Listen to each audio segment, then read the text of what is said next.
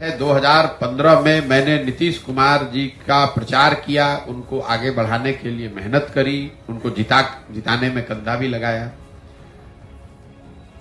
2014 के नीतीश कुमार में और 2023 के नीतीश कुमार में जमीन आसमान का फर्क है। प्रशासक के तौर पर, नेता के तौर पर और मानवता के आधार पर 2014-15 में जिस नीतीश कुमार की हमने मदद की थी, जिस स्लोगन की आपने बात की है, वो नीतीश कुमार थे जिनके नेतृत्व में बिहार में 2005 से 2012-13 के दौर में सुधार होता दिखा था। ये बात बताता है कि हमको बिहार में राजनीति करने में कोई दिलचस्पी नहीं है। मैं तो ये चाहता था कि अगर ये आदमी, इनके नेतृत्व में बिहार सुधर रहा है, और नीतीश जी ने अपना पद छोड़कर मांझी जी को बना दिया था। हमसे जब मदद के लिए आए दिल्ली में मिलने 2014 में नीतीश कुमार, उनको किसी ने बताया था कि नरेंद्र मोदी का जो अभियान चला है वो बिहार के किसी लड़के ने चलाया है।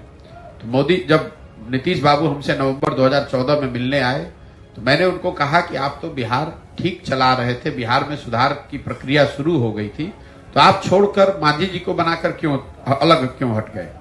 तो उन्होंने बताया कि हम चुनाव हार गए। तो हमने उनको उस समय ये वादा किया कि आप वापस मुख्यमंत्री बनिए, बिहार को बेहतर जैसे बना रहे थे बनाइए, और चुनाव के नजरिए से जो मदद होगी वो हम लोग मदद करेंगे। इसलिए आकर उनकी मदद भी की, उनको चुनाव जिताया भी, 7 निश्चय की एक परिकल्पना भी करी, बिहार के विकास के लिए बिहार विकास मिशन भी बनवाया। उस सरकार में हम शामिल नहीं थे, लेकिन जो भी स्ट्रेटेजी के तौर पर, सुझाव के तौर पर किया जा सकता था वो सब किया, लेकिन करने की जिम्मेवारी तो नीतीश कुमार की थी।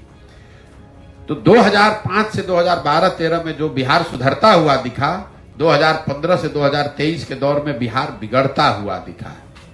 नेता के तौर पर 2014-15 में जिस नीतीश कुमार की हमने मदद की थी वो चुनाव नहीं हारे थे। लोकसभा में उनकी पार्टी को झटका लगा था, 2 एमपी जीते थे। विधानसभा में उनके 117 विधायक थे, उनको बहुमत जनता का दिया हुआ था। आज नीतीश कुमार चुनाव हार गए हैं 2020 में। 243 की विधानसभा में सिर्फ उनके पास 42 विधायक हैं।